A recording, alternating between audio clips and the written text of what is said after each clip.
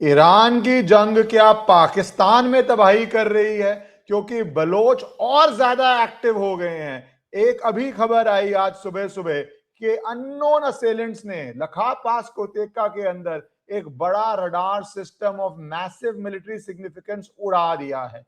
बार बार खबर आ रही है बलूचिस्तानी किस तरह पिछले 2-2.5 साल से लगे हुए हैं, बट ईरान वॉर की वजह से क्या वहां पे उनको भी एक नया बल मिला है, एक नई शक्ति मिली है। दूसरी तरफ इजराइल क्या पाकिस्तान को अब टारगेट कर रहा है, क्योंकि पाकिस्तान वार्निंग कर रहा है कि जो तेहरान में स्ट्राइक्स हुई हैं उसमें पाकिस्तानी एम्बेसी के सामने हुई। पहले रिपोर्ट्स आई क्या पाकिस्तानी अम्बेसडर मर गया, उसके अंदर फिर आई कि वो नहीं मरा है, बट ये चीजें कोई क्लियर तो होती नहीं है क्या हो रहा है। तो इजराइल का वहां पे क्या रोल हो रहा है, पाकिस्तान क्या नेक्स्ट टारगेट है, बलोचिस्तानी क्या इसमें एडवांटेज दे रहे हैं। और साथ में एक बात और जोड़ूंगा, बांग्लादेश के प्राइम मिनिस्टर जो पाकिस्तान सोच रहा था ईस्ट पाकिस्तान बनेगा, वो कहता है जेनोसाइड डे किया था पाकिस्तान ने 1971 में। बड़ा लंबा प्राइम मिनिस्टर, नए प्राइम मिनिस्टर पोस्ट रखते हैं, कहते हैं प्री प्लान्ड मैसेकर था। इस तरह पाकिस्तान को नेम करके बांग्लादेश के प्राइम मिनिस्टर का बोलना भी एक अपने में सिग्निफिकेंस है। तो क्या चल रहा है पाकिस्तान के अंदर, सब डिस्कस करेंगे। लेटेस्ट पिछले 2-3 दिन का डॉक्टर अमजद मिर्जा हमारे साथ जुड़ गए हैं। Thank you sir.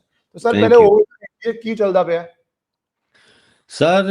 अभी जो रिपोर्ट आज बीएलए ने रिलीज़ की है उसके मुताबिक उन्होंने कहा है कि पिछले 36 घंटों में उन्होंने पूरे बलूचिस्तान में 30 से ज़्यादा हमले किए हैं, जिसमें दर्जनों यानी डजन्स ऑफ पाकिस्तानी फौजी जो है वो मारे गए हैं। ये इन इटसेल्फ एक बहुत सिग्निफिकेंट डेवलपमेंट है। और इसके अलावा जो बलोच नेशनल आर्मी है उन्होंने भी काफ़ी हमले किए हैं बलूचिस्तान में। और नज़र यही आ रहा है कि अब पाकिस्तान जो है वो उसके सच्ची बात है बस की बात नहीं है।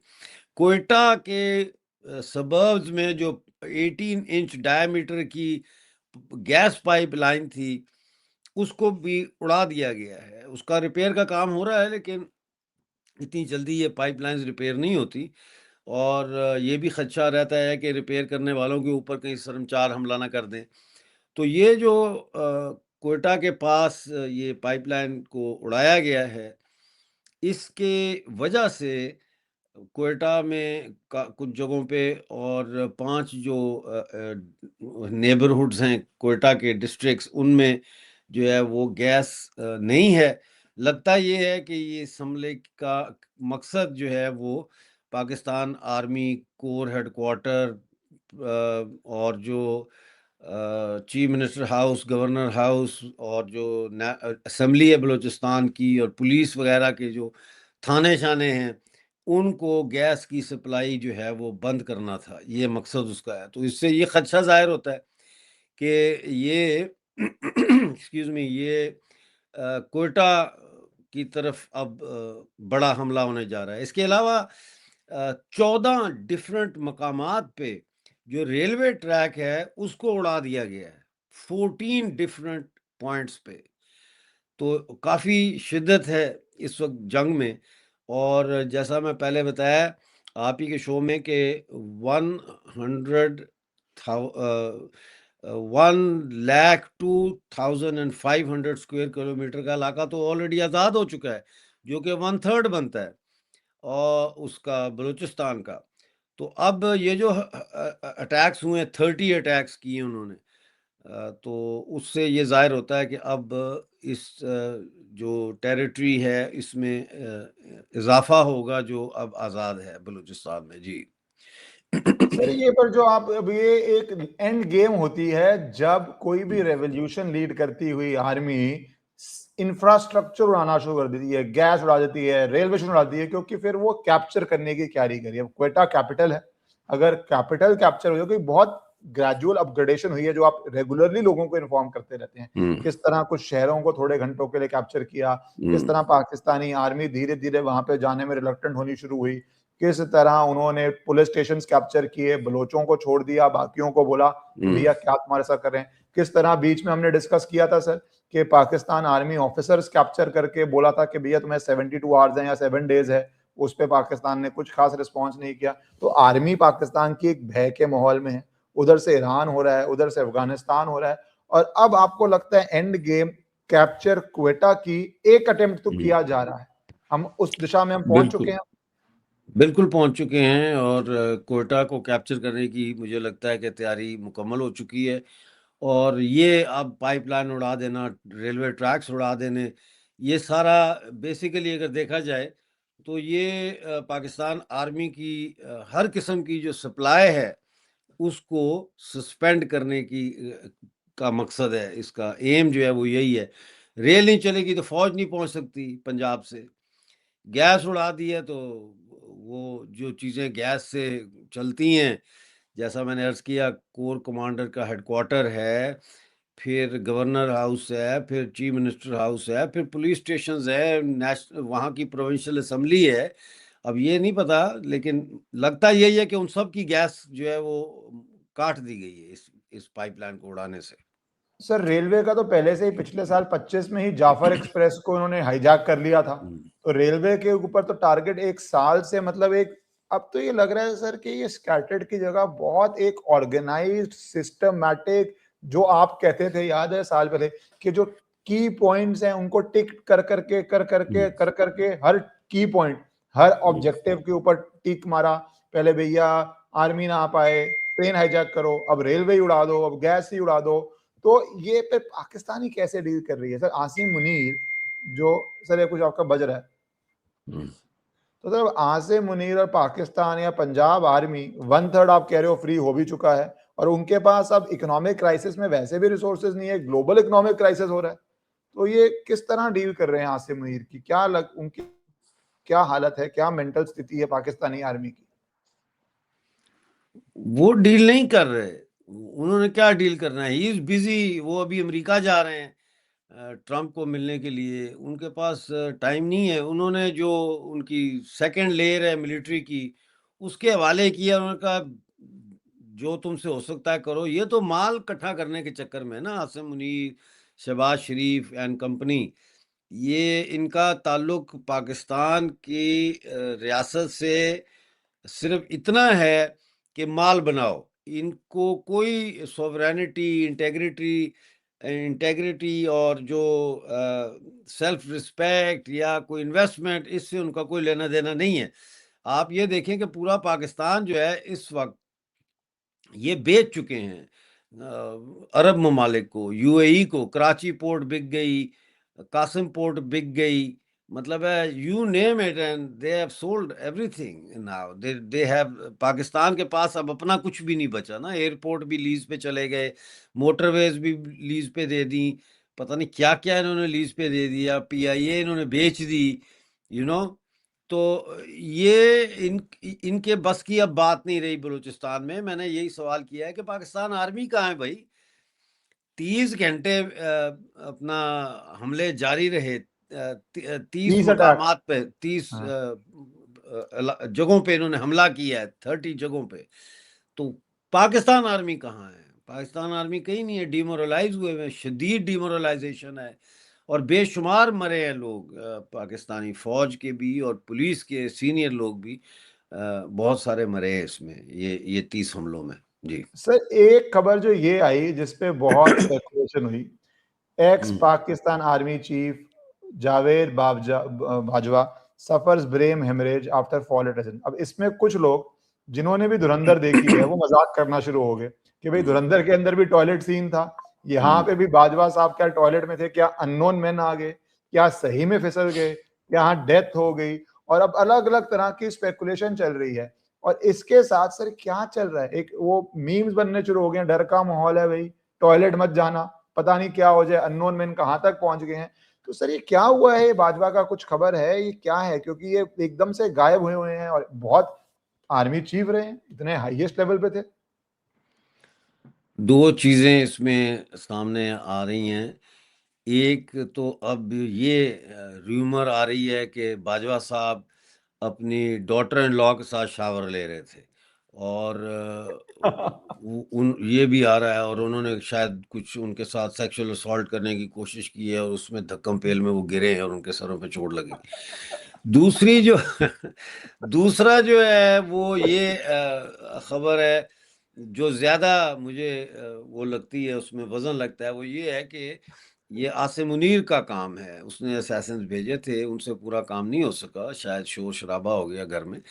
क्योंकि ये जो जावेद बाजवा है जनरल, इसने ये थ्रेट किया था आसिम मुनीर को कि वो इसके खिलाफ प्रेस कॉन्फ्रेंस करेगा, क्योंकि according to Bajwa, according to sources which claim that Bajwa was very critical about Asim Munir's policies vis-a-vis Iran, America and etc.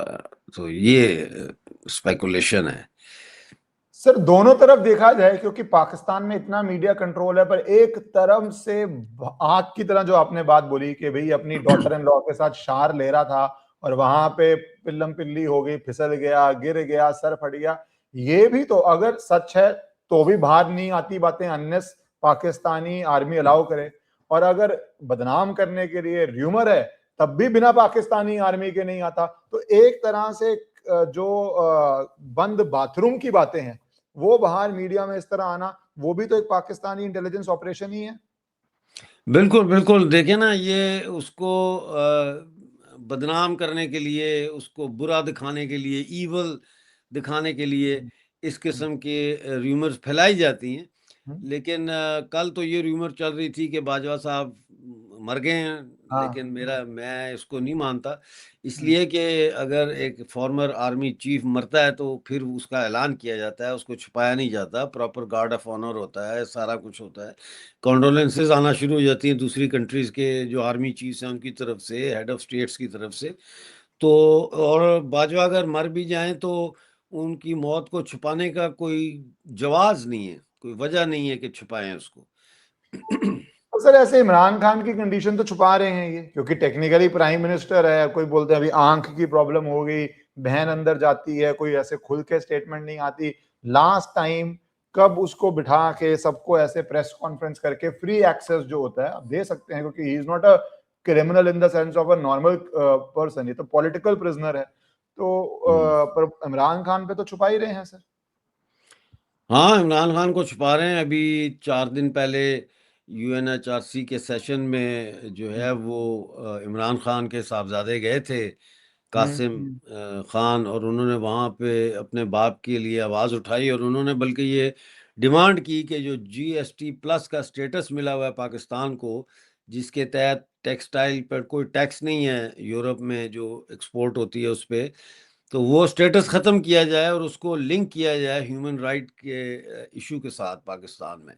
तो इमरान खान का तो अभी कोई दूर-दूर तक कोई समझ नहीं आती उसको, तो ये नहीं छोड़ेंगे, क्योंकि देखिए ना, कब्र एक है और बंदे 2 हैं, आसिम मुनीर एंड इमरान खान, और कब्र सर पर एक है। आपने जैसे भी ये बात की बाजवा का, लग रहा है कि आसिम मुनीर ने ही करवाया, अननोन मैन ने किया, तो मैं धुरंधर का मैं एक इफेक्ट देख रहा हूँ, आफ्टर इफेक्ट, कि वो जो अननोन मैन की जो स्ट्रेटेजी है उसके बाद मीम्स तो बहुत बने। अब धुरंधर was the most downloaded video part 1 इन पाकिस्तान, ये भी है। पर एक डर का माहौल तो सर क्रिएट हो ही जाता है ना कि अब इसकी आड़ में क्या आसिम मुनीर ही लोगों को साफ कर देगा और अननोन मैन बोल के इंडिया को ब्लेम कर देगा। एक पॉसिबिलिटी ये खड़ी जाती है। दूसरी पॉसिबिलिटी ये खड़ी होती है, गैंगस्टर्स जिनका भारत से कोई लेना देना नहीं, वो अपना हाथ साफ करके ब्लेम अननोन मैन को कर देंगे। और तीसरी पॉसिबिलिटी तो है ही है कि हाँ भाई अननोन मैन सही में आए हैं। तो ये अंदर के अब ये जो एक नई कॉम्प्लेक्सिटी आ गई, क्योंकि एकदम बहुत डिटेल्ड में जिस तरह ये मूवी आई है, वो जो बंद कमरों की बातें हैं वो खोल देती है, किस तरह आपस में साफ कर रही है आर्मी एक दूसरे को। और उसके ये भी है, बाजवा के साथ हो जाता, कितना अजीब कोइंसिडेंस है सर, इसी समय होता है। तो ये किस तरह पाकिस्तान के अंदर की आप अब क्या लीडरशिप की हालात देख रहे हैं, बियॉन्ड आर्मी ऑल्सो, क्या अंदर हालात क्या चल रहा है? देखें, इसको मैं कहता हूँ धुरंधर इफेक्ट, और वो धुरंधर इफेक्ट ये है कि हर बंदा ओवर द शोल्डर देख रहा है ऐसे कि हाँ, सही बात है, ख़ास तौर पे आर्मी जनरल्स जो हैं, वो इसको कहते हैं धुरंधर इफेक्ट। और कोई अब किसी पे एतबार नहीं कर रहा। इस फ़िल्म ने इतना पैरानॉइड कर दिया है पाकिस्तान की आर्मी जनरल्स को, और साथ में पॉलिटिशियंस, जो रूलिंग क्लास की पॉलिटिशियंस हैं, उनको भी। हम्म, तो धुरंधर का तो ज़ाहिर है एक ये इफ़ेक्ट हुआ है कि उसने डरा दिया है इनको कि तुम्हें कुछ पता नहीं कि कौन शायद इंडिया का हम्म, हो, कौन माफिया का हो, कौन क्या हो, और किस वक़्त किसकी जान ले ले कोई। तो ये इफ़ेक्ट तो है, लेकिन धुरंधर जो पार्ट 1 था वो मुझे ज़्यादा पसंद आया। वो ज़्यादा बेहतर था, उसमें फैक्ट्स का ज़्यादा अमल दखल था। और जो पार्ट 2 है उसमें इतना मुझे लगता है कि वो फ़िक्शन उसमें ज़्यादा है, और मुझे उसमें अक्षय खन्ना की बड़ी कमी महसूस हुई। मेरा ख़्याल है उनको ये आइडिया नहीं था कि अक्षय खन्ना इतना पॉपुलर हो जाएगा धुरंधर 1 में, वरना वो उसके कुछ सीन उसके फ्लैशबैक के तौर पर ऐड करते सर धुरंधर अगर 2 लाइटर में। साइड पे हम सिनेमा डिस्कस करें विदाउट द मैसेज की हाँ। बात करें तो मैं अक्षय खन्ना वाली बात मैंने ट्वीट भी करी सर कि क्या होता है डॉक्टर साहब के अक्षय खन्ना ने वो ऐसी परफॉर्मेंस दी जो कोई क्या एक्सपेक्ट नहीं कर सकता कि नहीं। कोई, क्योंकि अक्षय खन्ना जो आपको पता है मूवी है, आपको एंड में पता है हीरो जीतेगा, ठीक है, कोई भी मूवी हो, ये तो हुँ, एक बेसिक है। बट अक्षय खन्ना लगता था ऐसा कि वो भी जीत सकता है, कि वो हुँ, पकड़ सकता है, वो मार सकता है। जबकि मुझे हुँ। कभी मेजर इकबाल से ना उस तरह का वो थ्रेट और डेंजर नहीं आया कि हाँ भाई मेजर इकबाल भी जीत सकता है। तो वो जो अक्षय खन्ना का रोल था, अगर हम सिर्फ मूवी की बात करें, सिनेमा हुँ। मेकिंग की बात जी, करें, तो जी, वो जी। It was a performance par excellence. It is oh yes! Almost एक godfather level performance of Marlon बिल्कुल। ब्रांडो के भाई हाँ, आप बिल्कुल, लोगों के अंदर वो बड़े आराम से दहशत पैदा कर देते हो। बिल्कुल। That was a amazing thing. पर सर जो ओवरऑल जो है कि वो पाकिस्तान के अंदर अब इतने मीम्स भी बन रहे हैं कि वो बोल रहे हैं भाई पता नहीं कौन सा क्रिकेटर बिका हुआ था, कौन सा नेता बिका हुआ है, कौन सा ब्यूरोक्रेट बिका हुआ है, क्योंकि अगर यूएस खरीद सकती है, ये तो माना हुआ है कि भाई यूएस ने तो खरीदा हुआ है आधी इस्टेब्लिशमेंट को या पूरी इस्टेब्लिशमेंट को। अब हुँ। पैसा तो भारत के पास भी बहुत है, तो अननोन मैन छोड़ो, भारत ने ही पता नहीं किसको खरीदा हुआ है, कौन से एंगल से खरीदा। दुबई में आप पैसा जिससे ले रहे हैं, क्या वो भारत ने तो नहीं दिया? क्या नहीं, इसराइल ने तो नहीं, नहीं दिया? भारत ऐसे काम नहीं करता। देखिए मेरी बात सुनें, अगर ये भारत ने काम करने होते तो पाकिस्तान की अभी तक अंतिम संस्कार हो चुका होता। भारत ये काम नहीं करता, ये प्रोपेगेंडा है। और धुरंधर में भी जो है वो जो किरदार है, जो जाता है वहाँ ज़हरी के नाम से, और वहाँ मज़ारी, और जो वहाँ जाके मतलब है जासूसी और ये सारा कर रहा है, वो फ़िक्शन का पार्ट है सारा। बाकी जितना है जो लियारी का दिखाया है, उसमें फैक्चुअल है कि उसको किसने मारा, चौधरी असलम ने मारा, और जो संजय दत्त जिन्होंने किरदार अदा किया है, और बाकी चीज़ें जो हैं वो फैक्ट बेस्ड हैं, लेकिन बाकी सारा फिक्शन है, सर जो इसीलिए बलोच बच्चों को उठाया जा रहा है, वो तो बलूचिस्तान में एक प्रॉब्लम पहले से चल रही है कि नहीं, लेकिन वो इंडिया थोड़ी उठा रहा है उनको। नहीं नहीं, जो पाकिस्तान के अंदर का दिखाया है सर, कि किस तरह हाँ, वो वो सही है, वो सही है। एसपी क्या नाम है उसका, असलम, हाँ। तो सर ये, हाँ। तो ये वहां पे बलोचियों के लिए, बलोचिस्तान के लिए भी तो दोबारा एक तरह से वैलिडेशन हो जाता है कि वो इतनी देर से कह रहे थे कि पाकिस्तानी आर्मी हमारे बच्चों के साथ क्या कर रही है, गुमशुदा कर रही है। तो एक सिनेमा पे वैलिडेशन आना इज ऑल्सो तरह से स्ट्रेंथ देता है आपकी बात को, क्योंकि जितने बलोच बाहर हैं पाकिस्तान से और यूरोप में हैं, आप कितनों को सपोर्ट करते हैं, वो भी कह रहे हैं कि देखो जी पाकिस्तानी मूवीज तो कभी ये दिखाएंगी नहीं, ये जो चीज पर्दे पे आ रही है, तो उसका एक कल्चर का कितना इम्पैक्ट होता है कि लोगों तक बात पहुंचाने में। देखिए, बलूचिस्तान में तो मेरा नहीं ख्याल कि लोगों ने धुरंधर देखी होगी, शायद किसी ने देखी हो, क्योंकि वहाँ तो इंटरनेट का बड़ा मसला है, डाउनलोड की स्पीड ही नहीं है, डाउनलोड होती ही नहीं है चीज़, बैटरी डेड हो जाती है डाउनलोड करते-करते। हाँ, तो बाहर जो लोग हैं उन्होंने ज़रूर देखी होगी, लेकिन उनकी तरफ से मुझे कोई ऐसा जो है ना तबसरा या एनालिसिस मैंने मेरी नज़र से नहीं गुज़रा कि उन्होंने कैसे इसको देखा है, तरह लेकिन ज़ाहिर रिएक्ट। है। जी, जी, जी। सब सॉरी, आप कुछ बोलते, जाहिर है मैं। जाहिर है कि वो उसका इफेक्ट तो है, हर जगह धुरंधर धुरंधर हो रहा है। टिकटॉक तो इंडिया में बैन है, लेकिन बाहर की दुनिया हम्म, में टिकटॉक बहुत पॉपुलर है, और बलोच, हम्म। बहुत सारे बलोच ग्रुप्स जो है वो टिकटॉक पे डेली आते हैं, ब्रॉड चलाते हैं, तो उनमें धुरंधर के ऊपर बात होती है और हुई है, तो लेकिन इससे ज्यादा कुछ नहीं। सर ये भी, ये शिया प्रॉब्लम में एक और आना चाहता हूं। Hmm, Shias can go to Iran, Pak clerics हाँ, furious over army chief Munir's warning. अभी हम ईरान हम्म, पे आ गए हैं। हम्म, पाकिस्तान आर्मी चीफ कहता है शिया जो love Iran so much should go to Iran. अच्छा, अभी ये एक ने नहीं कहा, बहुत सारे शिया क्लेरिक्स ने बाहर आके कहा, पब्लिकली कहा। तो ये क्या सर इसको आसिम मुनीर को हुआ है कि इतनी बड़ी पॉपुलेशन जो लाहौर में है, कराची में है, उसको ऐसे, जो वैसे ही वो परेशान है, उनके लिए तो सुप्रीम लीडर से एक अटैचमेंट है, इमोशनल अटैचमेंट है, रिलीजियस अटैचमेंट है, वो वैसे ही परेशान है, दुखी है, और ऊपर से पाकिस्तान आर्मी चीफ इस भाषा में बोलता है। तो सर ये क्या एक नई इसने प्रॉब्लम खड़ी कर दी है, क्या है sir? What is happening with Shias in Pakistan? देखिए, पाकिस्तान में बहुत सारी फॉल्ट लाइंस हैं, एथनिक फॉल्ट लाइंस हैं, रिलीजियस फॉल्ट लाइंस हैं, एक्सेट्रा एक्सेट्रा। तो उसमें हुआ ये कि 1 मार्च को जब सुप्रीम लीडर ऑफ ईरान को मारा गया, तो गिलगित बल्तिस्तान जो है पाकिस्तानी ऑक्युपाइड, वहाँ मेजॉरिटी शिया आबादी है। तो उन्होंने बहुत सख्त एहतजाज किया और प्रोटेस्ट किए। उन प्रोटेस्ट्स में उन्होंने जो ब्रिगेड हेडक्वार्टर था पाकिस्तान आर्मी का गिलगित में, उसको आग लगा दी। सुपरिटेंडेंट पुलिस के ऑफिस को आग लगा दी। टेक्नोलॉजी पार्क था, उसको आग लगा दी। यानी और 2 पाकिस्तानी फौजियों को जिंदा जला दिया। और उसके बाद इतने हंगामे हुए कि नेक्स्ट डे उन्होंने कर्फ्यू लगा दिया। लेकिन वो लोगों ने फ्यूनरल करना था, जनाजा करना था, लोगों ने तो नहीं परवाह की कर्फ्यू की। और पहले से ज़्यादा, यानी लाखों की तादाद में लोग उन फ्यूनरल प्रोसेशंस में आए, और 3 दिन 4 दिन तक कर्फ्यू चलता रहा। उसके बाद सेक्शन 144 3 महीने के लिए लगा दिया। उसके बाद पकड़ धकड़ शुरू हो गई। इस वक्त भी अवामी एक्शन कमेटी के 8-10 जो लीडर हैं, वो जेलों में 1 महीने से बंद हैं। तो ये सारा सिनेरियो हुआ, और ज़ाहिर है पाकिस्तान इससे बहुत डर गया, क्योंकि पाकिस्तान, अमेरिका और इज़राइल और जो है ये क्या नाम है इसका, सऊदी अरेबिया, इनके साथ वो चल रहा है। और पब्लिक जो है वो ईरान के हक में है, वो उनको सपोर्ट कर रही है। तो एक बहुत बड़ा क्राइसिस डेवलप हो गया। इसके फिर नतीजे में अफ्तार पार्टी दी आसिम मुनीर ने, और वहाँ पे जो शिया उलमा है रावलपिंडी में, उनको उन्होंने ये बात की कि अगर आपको ईरान की आप हिमायत करते हैं और इतना ही आपका दिल दुखता तो ईरान चले जाओ। तो उसको बड़ा गिलगित बल्तिस्तान में उसको बहुत ही ज़्यादा जिसे कहते हैं ना इंसल्ट के तौर पर लिया गया।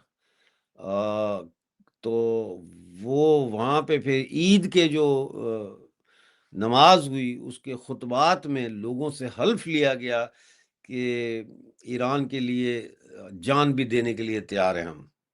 आज तक ऐसा पाकिस्तान के लिए नहीं हुआ कि वहाँ पे मौलवियों ने खड़े होकर कहा हो पाकिस्तान के लिए हलफ उठाओ। लोगों ने हाथ उठा के हलफ उठाए कि हम जान जान कुर्बान करने के लिए तैयार हैं फॉर ईरान।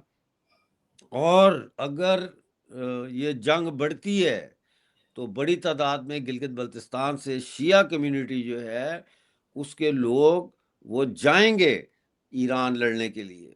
अच्छा। ऑलरेडी, हाँ जी, ऑलरेडी गिलगित शहर के अंदर और दूसरे शहरों में ओपनली लोगों ने स्टॉल लगाए हैं और चंदा जमा कर रहे हैं ईरान के लिए। और ये चंदा कोई ऐसे नहीं है कि हज़ारों रुपए में जमा हो रहा है, ये करोड़ों में जमा हो रहा है। एक औरत है, बुजुर्ग औरत है, लोअर मिडिल क्लास से, उसने अपनी सारी जायदाद और जेवर बेच के 75 लाख रुपीस डोनेट किए हैं उस चंदे के कैंप में। सर समझे कि 75 नहीं? लाख फॉर अ हाँ पर्सन जी, उस रीजन में जो अमीर रीजन नहीं है, that is a life time की सेविंग है सर, पूरा सब कुछ ही है घर आपका। बेच दिया उसने, अपना घर बेच दिया, जेवर बेच दिए, सारा पैसा जाके उसने दे दिया वहां पे। ठीक है, तो वो पैसा इकट्ठा कर रहे हैं वहां पे लोग सारा।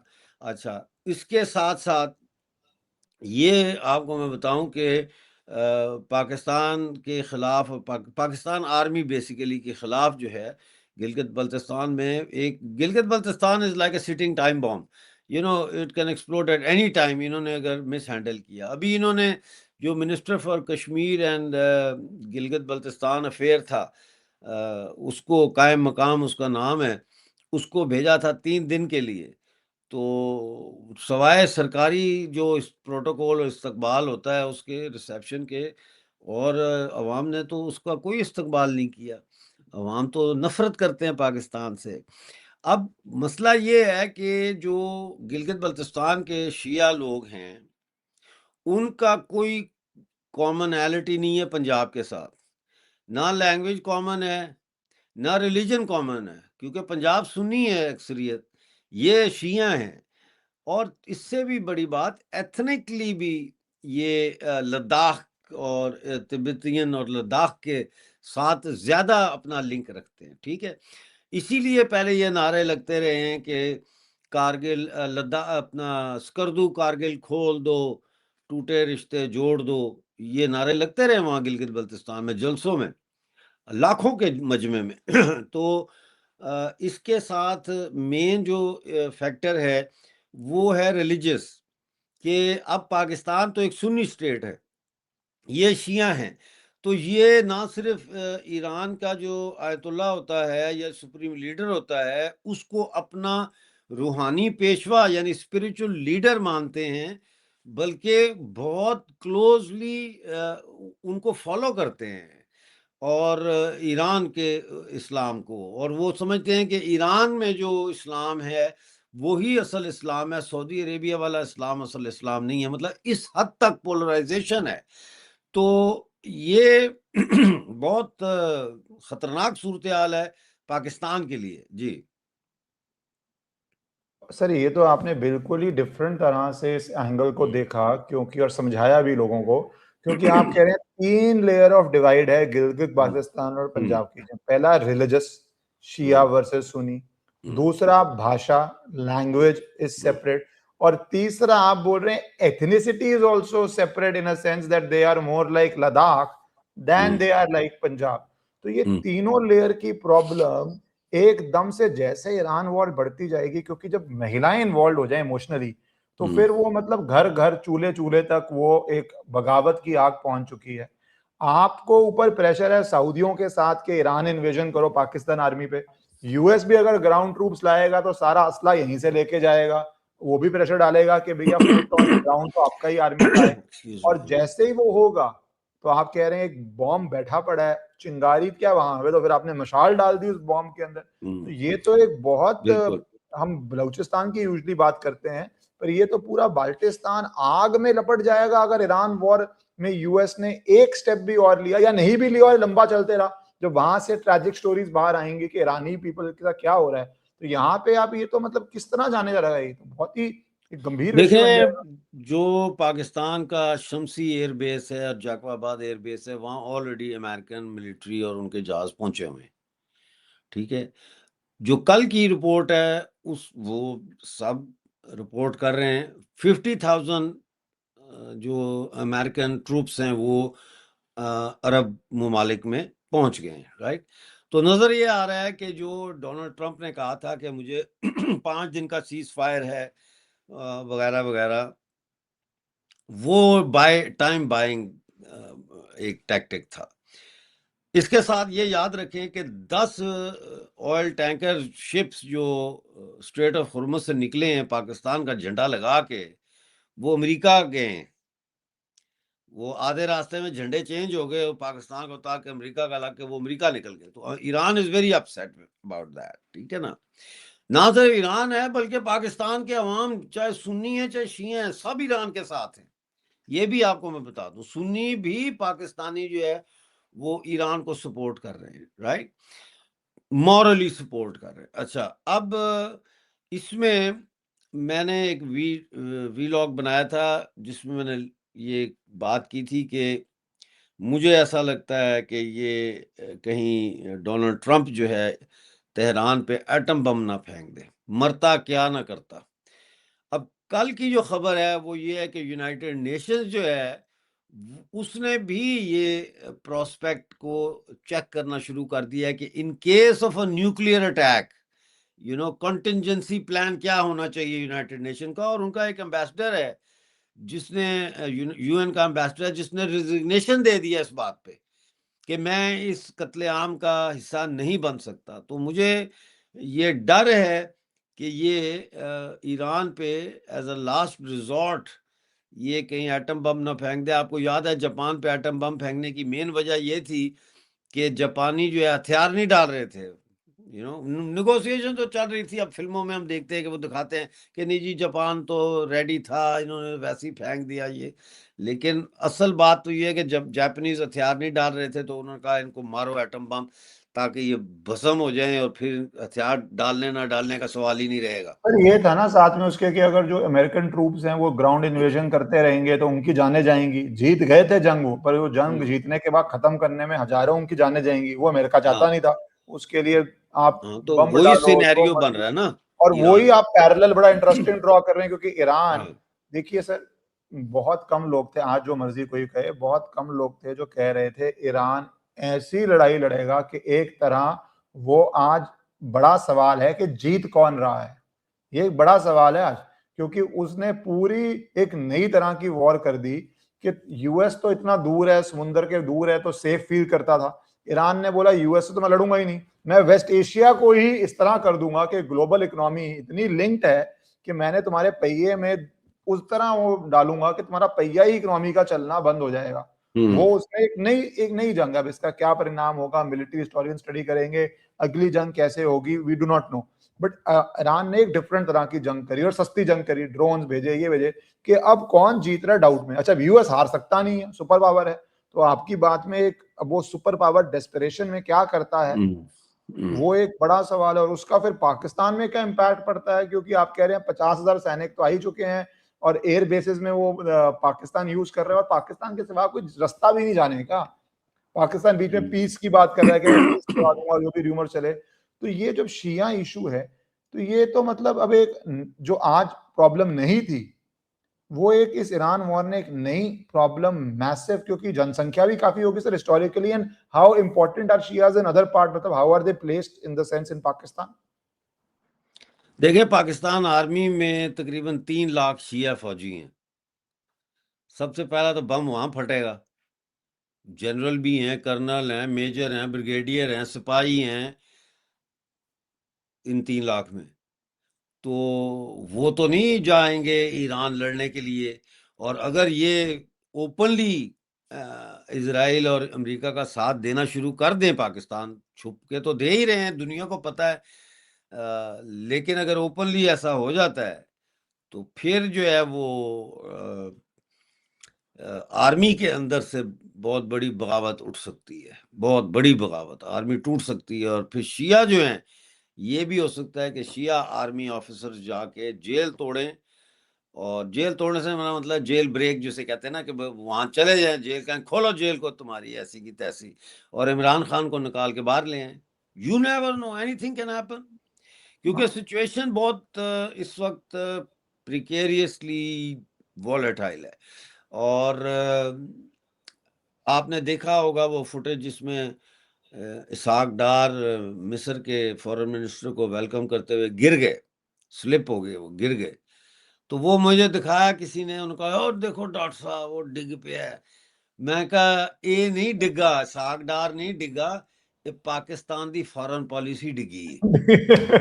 ये साग डार नहीं गिरा, इसके गिरने में जो है वो पूरी फॉरेन पॉलिसी गिरी है नीचे, ये वो गिरी है। तो बात ये है कि पाकिस्तान ना 3 में है ना 13 में है।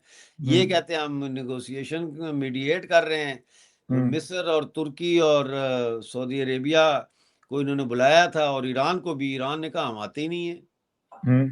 वो कहते हैं जंग बंद करो, वो कहते हैं हम जंग बंद तब करेंगे जब हम फतह हासिल करेंगे।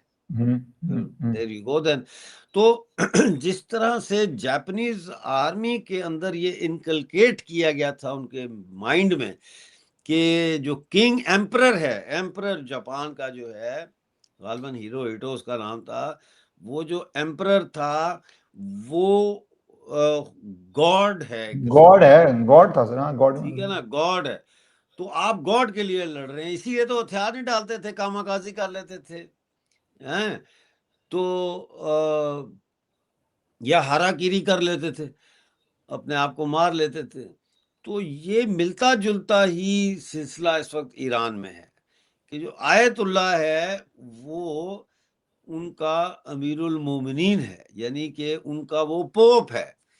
तो वो ही आपको चीज, मेंटल माइंडसेट उसी तरह का ईरान में इस वक्त आपको मिल रहा है, जो एक फैनेटिसिज्म की पैदावार होता है, एक fanatic army, fight till death army.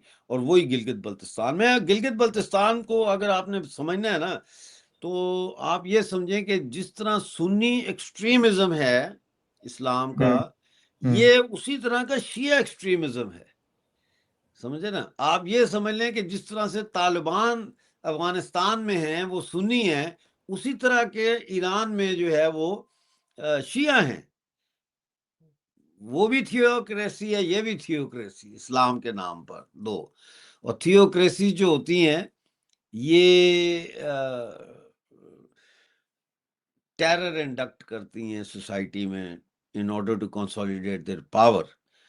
और वो टेरर जो है, जाहिर है हर बंदे को तो आप पकड़ के डरा नहीं सकते कि खबरदार ऐसे किया तो गोली मार दूंगा। तो वो टेरर इनकलकेट होता है through the network of mosques, whether it's in Iran और वेरेवर, इवन इन पाकिस्तान। तो वो आपको दिन में 5 दफा जब नमाज पढ़ने जाते हैं तो मौलवी क्या करता है वहां, वो आपको ये थोड़ी कहता है यार तुसी अपने गुआंढी ਨੂੰ पूछो रोटी खाधी है कि नहीं खाधी। वो तो आपको वहां डराता है कि दोजख में तुम्हारी आंखों के अंदर शीशा डाला जाएगा क्योंकि तू टीवी देखता है, तू गाने सुनता है, तेरे कानों के अंदर जो है वो शीशा पिघला के जो है लेड वो डाला जाएगा, यू नो। वो तो डरा डरा के वो हर वक्त अल्लाह से तौबा ही करते रहता है इंसान कि यार ये किस मुसीबत में ना फंस जाऊं, राइट। और यही सारा, तो इस तरीके से एक फैनेटिसिज्म फिर जन्म लेता है उससे। और और सर इकोनॉमिक, ये जी, और ये और फनाटिज्म की आप जो बात कर रहे हैं, सॉरी आप इकोनॉमी का कुछ बोल रहे थे। नहीं, और अगर इकोनॉमिक आपकी कंडीशन खराब हो, गुर्बत हो, बेरोजगारी हो, तो फिर आपको बेरोजगार क्या है, बेरोजगार एक आर्मी है।